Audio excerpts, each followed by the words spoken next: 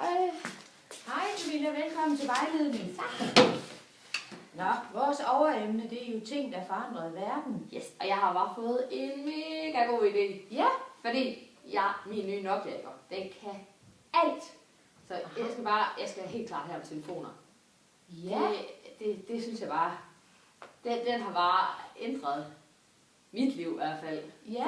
Jeg kan komme så nemt i kontakt med alle mine venner, og jeg kan bruge Skype og sms, og jeg kan bruge Instagram, og Ja. det er mega sejt. Så du mener altså, at telefonen det er noget, der har forandret hele verden? Ja, altså i hvert fald alle med råd til telefon. Ja. Og det har næsten alle. Ja, Lige meget. i hvert fald alle her. Ja, godt. Men så skal vi jo have prøvet at lave en problemformulering. Ja. Ja. Altså, det var noget med, det var et spørgsmål eller sådan et eller andet. Ja, altså du skal undre dig over noget. Noget du gerne vil vide mere om telefonen, Ja. som du ikke ved. Kan du så ikke sige, er telefonen en god opfindelse? Kan man ikke sige det? Jo, hvad kunne man så svare på det? Det kan man så finde ud af, man kan prøve at spørge folk. Så synes I, det er en god opfindelse. Så kan man... Men hvis jeg nu siger til dig, er telefonen en god opfindelse, hvad vil du så svare? Så siger jeg, ja, den er mega god. Er det noget, du har undersøgt? Er det et uddybende svar så? Synes du, det er noget, du kan lære rigtig meget af? Altså, jeg kan måske godt svare lidt på forhånd. Ja. Kunne vi stille en anden form for spørgsmål? Så vi bliver tvunget til at undersøge noget, som vi absolut ikke ved. Jeg ved ikke det, altså... Jeg tænker, hvad ved jeg om telefonen i forvejen? Altså, jeg ved, jeg ved nogenlunde, hvad de koster. Ja. Og så synes jeg, at de kan en hel masse. Ja. Og jeg ved noget om, hvor mange der har telefoner og sådan noget. Ja. Så det behøver du jo ikke at undersøge. Nej. Det kan man hurtigt finde en statistik over eller et eller andet. Så det er jo egentlig ikke det, der er vigtigt for dig at vide, for du skulle gerne lære noget nyt. Ja. Ikke? Ja, måske kunne man sige sådan et eller andet med, sådan, hvilken betydning har telefonen haft for det ved jeg ikke. For hvordan den har ændret verden. Ja. Ja. Ja. Ja, så det er et eller andet med betydningen måske. Jamen, hvordan har telefonen forandret verden? Kunne man sige det? Ja, det tror jeg faktisk vil være et rigtig godt spørgsmål, fordi det kan du jo hverken sige ja eller nej til. Det bliver du jo nødt til at undersøge nærmere, ikke? Ja. Men jeg tænker bare, hvis jeg spørger om det, ikke? Så hvad er det, hvis jeg ikke finder svaret? Jamen, det gør faktisk ikke så meget. Det vigtigste er, at man bliver klogere. Okay. Og det gør ikke noget, at du ikke kan svare med et bestemt facit, ligesom i matematik. Okay. Det kan godt være, at det svar, du finder, det er et andet, end det, du forventede. Men det er helt okay, fordi det vigtigste er, at du finder ny viden om telefonen, som er interessant for alle. Ja. Og så er det ikke sådan nogen bestemt telefon. Så er det sådan, altså også den gamle telefon, sådan, altså den mine forældre har. Ja, lige præcis. Det er det, der er vigtigt, ikke også? Okay. At du ikke kun tænker på din smartphone, eller hvad du ellers har. At du også tænker på, at hvordan var det, fandtes telefonen for 100 år siden, og var det en revolution, dengang telefonen kom, eller var det bare, nå okay, nu er der en telefon, det er da fint nok. Ja. Ikke? Okay. Altså, hvordan har telefonen forandret verden? Ja, det var et godt spørgsmål. Jeg synes bare, det er lidt kort. Skal jeg sætte mere på? Ja, altså man må gerne have mellem 2 og 3 spørgsmål i sin problemformulering, så der også er noget kød på opgaven. Så tænker jeg, man kan måske også sige sådan, altså hvordan har telefonen forandret verden, og hvordan kan telefoner blive videreudviklet for at passe på fremtidens samfund? Det var en rigtig god idé, fordi så har du både noget med historien og nutiden, og du har noget med, hvad der vil ske ud i fremtiden. Og der er det jo meget sandsynligt, at du ikke kan finde et sikkert svar. Fordi det ved man jo ikke. Det er jo forskning, kan man sige. Men det er jo smadret spændende at undersøge, hvad siger de forskellige, der arbejder med at udvikle telefoner, ikke? Og det er også noget, der kunne interessere folk i din aldersgruppe. Ja. Ikke? Jo, jeg vil gerne vide, hvad det nyeste er. Ja. Så det synes jeg faktisk er et fint spørgsmål. Okay. Nå, så tror jeg, så skal jeg finde noget information. Det der er, ikke? Ja, hvordan søger du mon information? Jamen, jeg har i hvert fald tænkt mig at bruge internettet. Det er mega nemt, Det er en god idé. Men hvad er det, man altid skal passe på ved internettet? Det ved jeg ikke. Jeg plejer bare at bruge Wikipedia. Ja, men skal man sådan bare tage alt for gode varer på Wikipedia? Nej, altså. Jeg synes, nogle gange så kan man se, at der er stavefejl i og sådan noget. Ja. Så der er det måske sådan, der tænker jeg altid, så må det ikke være ret kloge, når man skriver det. Men det er jo sådan teoretisk set, så kan Gud og hver mand skrive noget på Wikipedia, ikke? Jo. Så Man skal måske lige være opmærksom på, hvem der egentlig har skrevet det. lige præcis. Er det nogle pålidelige kilder? Ved du, hvad pålidelige det vil sige? Om man tror, om de ved noget om det. Ja, nogen som er anerkendt, Okay. ikke? Ja. Nogen som også er offentlige. Ja. Altså det kunne for eksempel være, hvis nu jeg gik ind på TDC's hjemmeside, Ja. ville det være anerkendt. Det ville det, fordi det er jo et stort, meget kendt telefonselskab her i Danmark, ikke? Okay, ja. Så der kunne du godt undersøge noget. Ja. Og så noget, der ligner. For der er jo mange andre telefonselskaber og udbydere og så Ja. videre. Så tror jeg også, jeg vil kigge ned på biblioteket. Der var Det er Marianne plejer fantastisk. altså at være rigtig god til lige at hjælpe med at... Og Marianne, hun vil meget gerne hjælpe, og især hvis du kommer i god tid med det. Ja. Ikke også? Ja. Så kan hun finde en masse materiale. Ja. Så det var en god idé. Okay. Kunne du, nu vi snakker telefon, kunne du så ringe til nogen måske? Lave nogle interviews med Altså, nogen? jeg kan måske ringe til nogle af telefonselskaberne. Ja.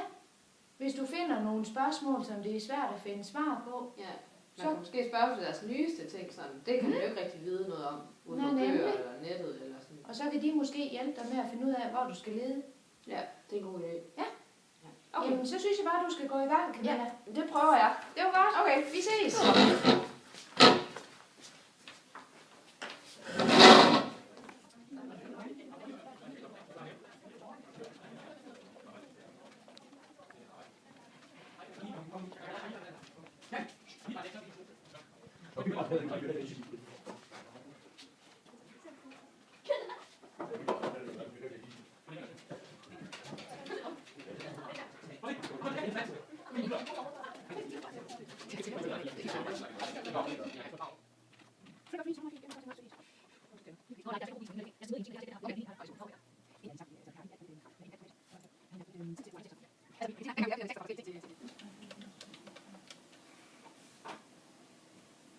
Ja, goddag, det er Camilla.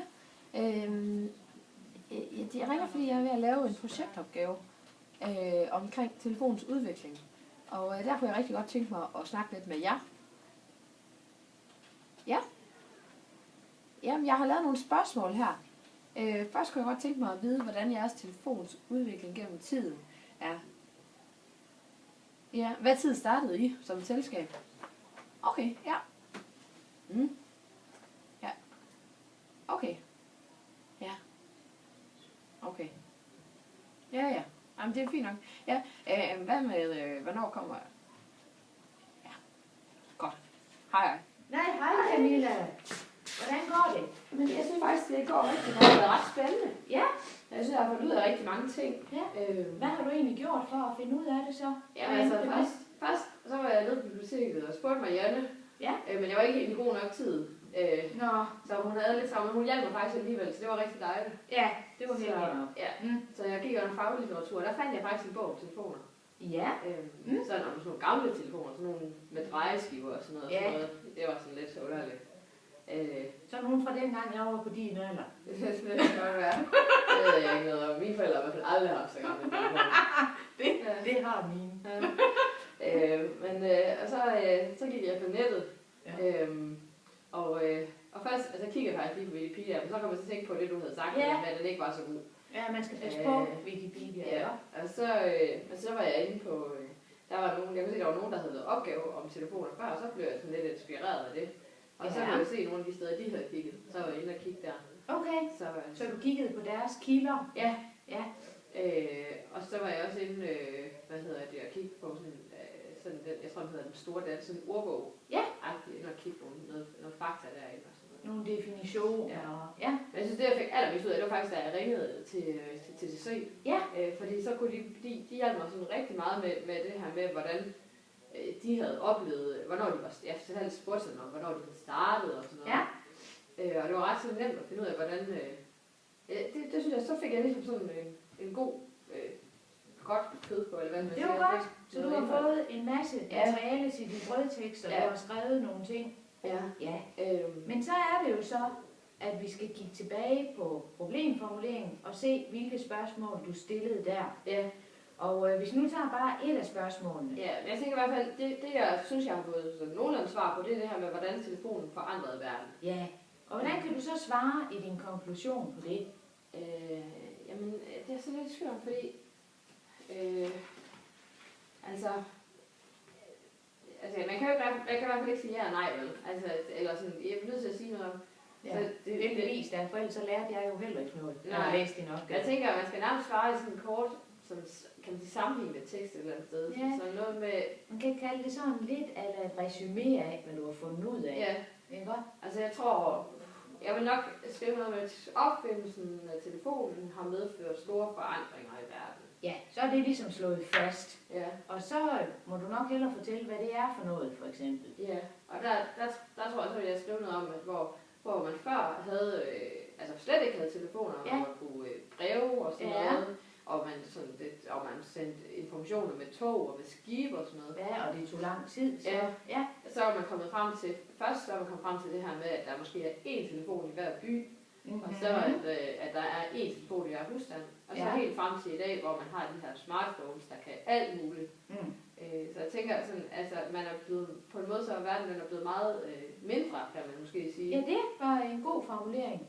Ja. Fordi folk er kommet, det er så nemt, altså jeg kan bare lige ringe til USA lige med det samme. Så det med, at telefonen har forandret verden, det har altså noget med tid at gøre. Hvor lang tid det tager at komme i kontakt med hinanden. Ja, det synes jeg i hvert fald betyder noget. Og altså tid med os, måske går det også lidt under tid, men også sådan, hvor nemt det egentlig er. Ja. Altså sådan, det kræver ikke det samme. Jeg tænker, at det betyder også rigtig meget sådan, i forhold til industrialiseringen. Hvis man kigger fremad der, fordi at virksomheder de kan have dele mange forskellige steder i verden, fordi de kan altid komme i kontakt med hinanden. Ja. Så de kan godt få produceret ting et andet sted, fordi det er nemt nok at være i konstant kontakt. Ja, fordi man kan sige, hvis det eneste måde, de havde kontakt, så hver gang de fik en idé i USA, de så kunne sende et skib over, så gik der lige 3 måneder, før man fik noget af det i Danmark. Det var måske ikke ret smart. Nej. Jamen det lyder rigtig godt, Camilla. Det lyder som om, at du har fået fat i noget godt, en god viden om telefonen. Så jeg synes bare, du skal prøve at besvare de 3 spørgsmål uddybende, men uden at have for meget tekst. Ja. Sådan en konklusion vil jeg ikke lade fylde mere end en tredjedel af en A4-side. Okay. Så det du egentlig bare gør, det er, at du kort svarer på spørgsmålene i problemformulering, uden at fortælle noget nyt. Okay. Fordi har du fundet ud af noget, som du ikke havde spurgt om, som var interessant? Ja. Hvad er det for eksempel? Jeg må finde ud af noget, jeg ikke havde spurgt om. Jeg fandt i hvert fald ud af, sådan, at det var ret billigt nu at ringe i forhold til, hvad der har været. Så noget med økonomien i det, jeg har tænkt. Det har jeg i hvert fald ikke tænkt på før, men det synes jeg fandt meget ud af. Ja, hvis nu du har fundet ud af noget, du bare mener, at det bør folk altså også vide, når nu man læser om telefonens udvikling osv., så skal du skrive den nye viden, som egentlig ikke har noget at gøre med at besvare dine spørgsmål. Ja. Den skal du skrive i et lille punkt efter konklusionen, som hedder perspektivering. Fordi perspektivering, det betyder at kigge på telefonen på en anden måde, end ud fra de spørgsmål, som du har stillet. Okay. Så det kan godt være noget, der er interessant at vide, men det er noget ekstra. Okay. Og alt det, der er ekstra, det skal du skrive i perspektivering. Okay. Men det er ikke, den skal ikke være sådan mega lang, eller hvad? Nej. Bare en lille kort, fordi det er ligesom en appetitvækker til folk om selv at søge viden om noget mere, kan man sige. Ikke? Ja. Så altså i konklusionen må der ikke komme noget nyt ud over svarene. Og den skal ikke være så lang. Problemformulering. Og den skal ikke være så lang. Maks en tredjedel af en side. Okay. Ja. Ikke? Så det er ordentligt. 10-15 linjer, ikke mere end det. Og så skal jeg sørge for, at jeg får svaret på mine problemformuleringer, eller forsøger at svare på det. Det allervigtigste er, at du giver en eller anden form for svar på de spørgsmål, du har stillet i problemformuleringen. Ja. Godt. Det er i orden. Ja, super. Jeg glæder mig til fremlæggelsen. Ja, det gør jeg ikke. Hej hej.